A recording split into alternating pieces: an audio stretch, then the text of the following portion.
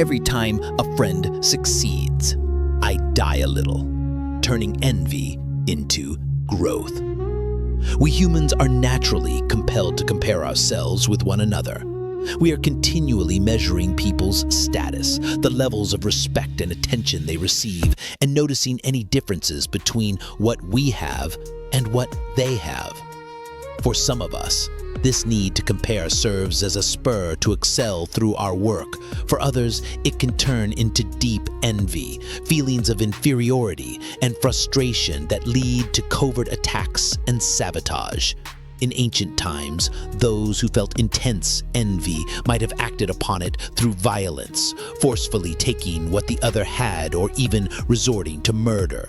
In the Old Testament, Cain murdered Abel out of envy. The brothers of Joseph threw him in a ditch in the desert to die because their father seemed to favor him. On several occasions, King Saul tried to kill the younger David, so handsome and naturally gifted, finally going mad with envy. Signs of envy.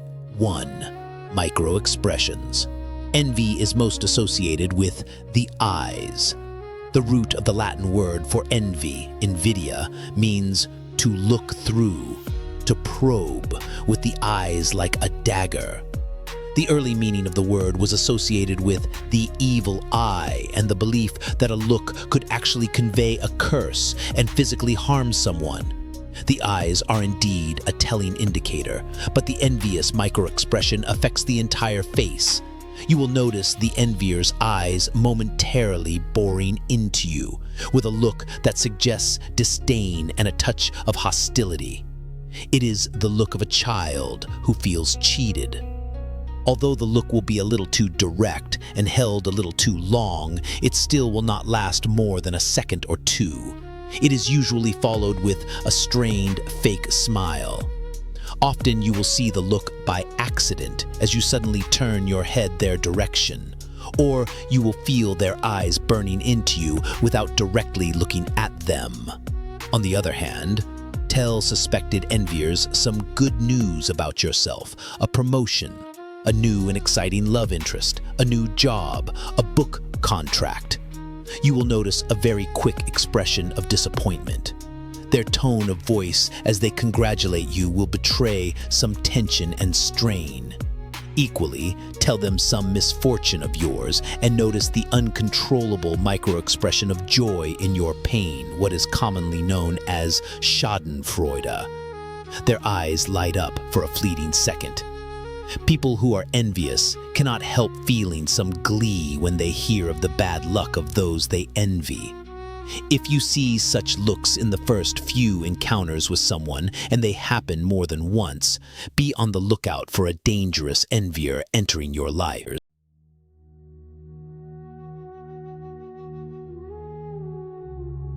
The second sign of envy is poisonous praise. Let us say you have completed a project, a book, a film, some creative venture, and the initial response from the public is quite positive. Enviers will make a comment praising the money you will now be making, implying that that is the main reason you have worked on it. You want praise for the work itself and the effort that went into it, and instead they imply that you have done it for the money that you have sold out. You feel confused. They have praised you, but in a way that makes you uncomfortable. Also, they praise something once you have lost it. A job, a house in a nice neighborhood, a spouse who has left you, failure in business, financial loss. That was such a beautiful house. What a shame. It's all said in a way that seems compassionate but has a discomforting effect. Poisonous praise almost always indicates envy. They feel the need to praise, but what dominates is the underlying hostility. If they have a habit of praising in this way, if you experience it several times, it is probably an indication of something more intense stirring within them. The third sign of envy is backbiting. If people like to gossip a lot, particularly about common acquaintances, you can be sure they will gossip about you. And gossip is a frequent cover for envy, a convenient way to vent it by sharing malicious rumors and stories. When they talk about others behind their backs, you will see their eyes light up and their voice become animated. It gives them a joy comparable to schadenfreude. What indicates active envy in this case is that they are your friend, and they feel the need to vent their underlying hostility to a third party, rather than keep it to themselves. If you notice that friends or colleagues are suddenly cooler to you than before, for no apparent reason, such gossiping might be the source and would be worth ferreting out. In any event, serial gossipers do not make loyal and trustworthy. Envier types. The following are 5 common varieties of enviers, how they tend to disguise themselves, and their particular forms of attack. 1. The insecure master. For some people, reaching a high position validates their self-opinion and boosts their self-esteem. But there are some who are more anxious. Holding a high position tends to increase their insecurities, which they are careful to conceal. Secretly, they doubt whether they are worthy of the responsibility. They look at others who might have more talent, even those below them, with an envious eye. You will work for such bosses under the assumption that they are self-assured and confident. How else could they have become the boss? You will work extra hard to impress them, show them you're a person on the way up, only to find yourself after several months suddenly fired, which makes little sense since you had clearly delivered results. You did not realize you were dealing with the insecure variety and had inadvertently triggered their self-doubts. They secretly envy your youth, your energy, your promise, and the signs of your talent. Even worse if you are socially gifted and they are not. They will justify the firing or demotion with some narrative they have concocted. You will never discover the truth. 2. The attacher. In any court-like environment of power, you will inevitably find people who are drawn to those who are successful or powerful, not out of admiration but out of secret envy.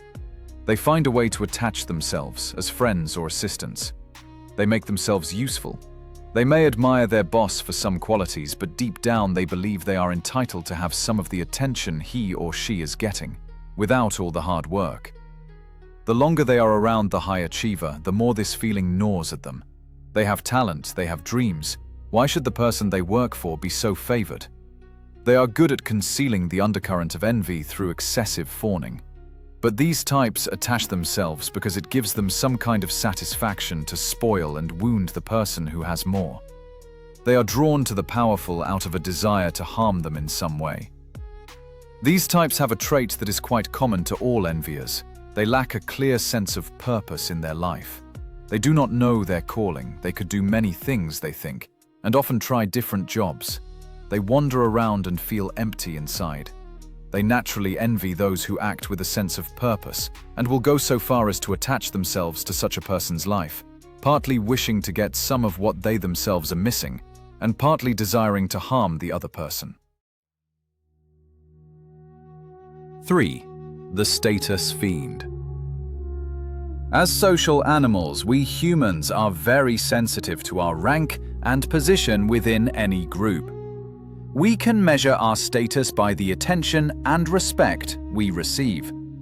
We are constantly monitoring differences and comparing ourselves with others.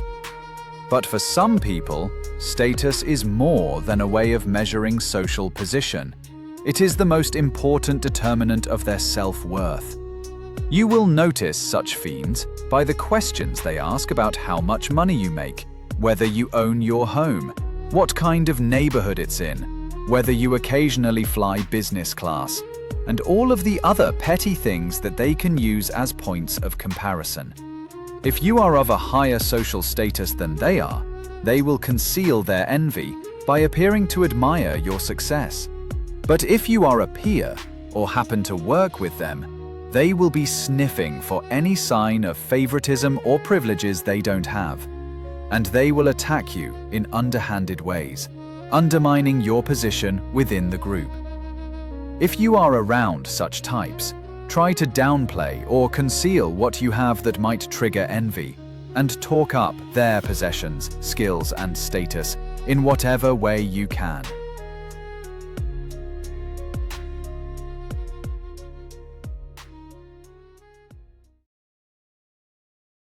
Envy triggers.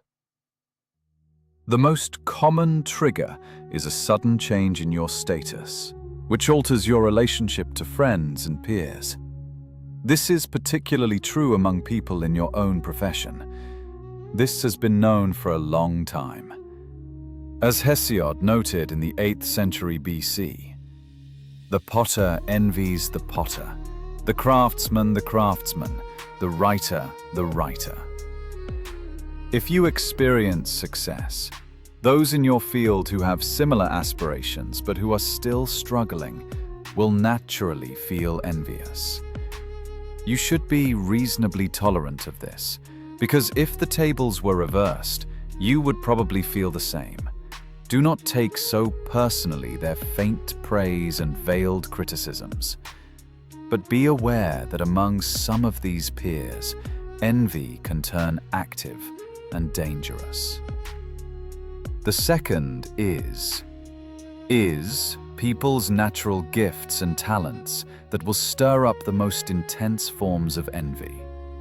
The third is, through social media, we constantly compare ourselves to curated highlights, vacations, achievements, and perfect moments that trigger low-level envy and dissatisfaction. Studies confirm that these upward comparisons on platforms like Facebook and Instagram are linked to increased envy, sadness, and even depression. Treatment of envy. Envy is a core instinctive emotion. We habitually compare ourselves to others, often denying the envy that follows another's success.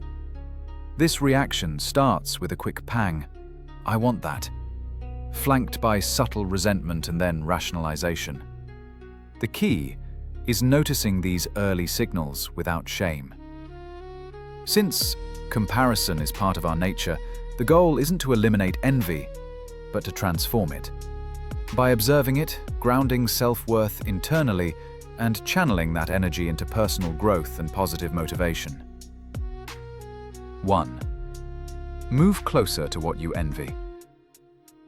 If we moved closer, if we saw the quarrels that go on behind closed doors, or the horrible boss that goes with that new job, we would have less reason to feel envy. Nothing is ever so perfect as it seems, and often we would see that we are mistaken if we only looked closely enough. Wealthy people are often miserable. Read any account of the last 10 years of the life of Aristotle Onassis, 1906 to 1975, one of the wealthiest men in history, married to the glamorous Jacqueline Kennedy, and you will see that his wealth brought him endless nightmares, including the most spoiled and unloving of children. The process of moving closer is twofold. On the one hand, try to actually look behind the glittering facades people present, and on the other hand, simply imagine the inevitable disadvantages that go along with their position. This is not the same as leveling them down. You are not diminishing the achievements of those who are great. You are mitigating the envy you might feel for things in people's personal lives. 2. Engage in downward comparisons. You normally focus on those who seem to have more than you, but it would be wiser to look at those who have less. There are always plenty of people to use for such a comparison. They live in harsher environments, deal with more threats to their lives, and have deeper levels of insecurity about the future. You can even look at friends who have it much worse than you. This should stimulate not only empathy for the many who have less, but also greater gratitude for what you actually possess. Such gratitude is the best antidote to envy. As a related exercise, you can write up all the positive things in your life that you tend to take for granted, the people who have been kind and helpful to you, the health that you presently enjoy.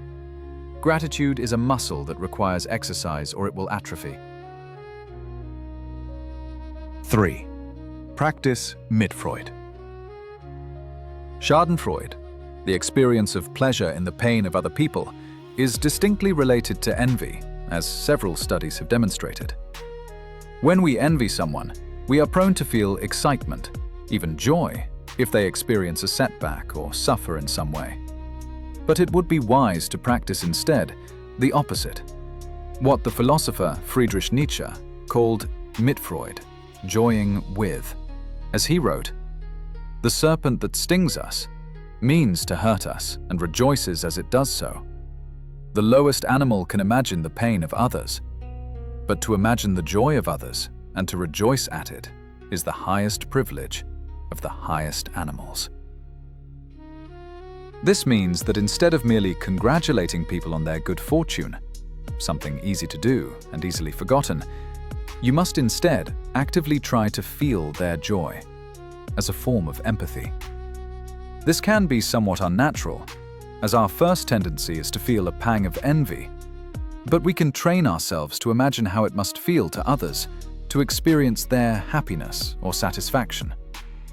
This not only cleans our brain of ugly envy, but also creates an unusual form of rapport. If we are the targets of Mitfreud, we feel the other person's genuine excitement at our good fortune, instead of just hearing words, and it induces us to feel the same for them. Because it is such a rare occurrence, it contains great power to bond people. And in internalizing other people's joy, we increase our own capacity to feel this emotion in relation to our own experiences. 4. Transmute envy into emulation. We cannot stop comparing mechanisms in our brains, so it is best to redirect it into something productive and creative. Instead of wanting to hurt or steal from the person who has achieved more, we should desire to raise ourselves up to his or her level. In this way, envy becomes a spur to excellence. We may even try to be around people who will stimulate such competitive desires, people who are slightly above us in skill level. Making this work requires a few psychological shifts. First, we must come to believe that we have the capacity to raise ourselves up.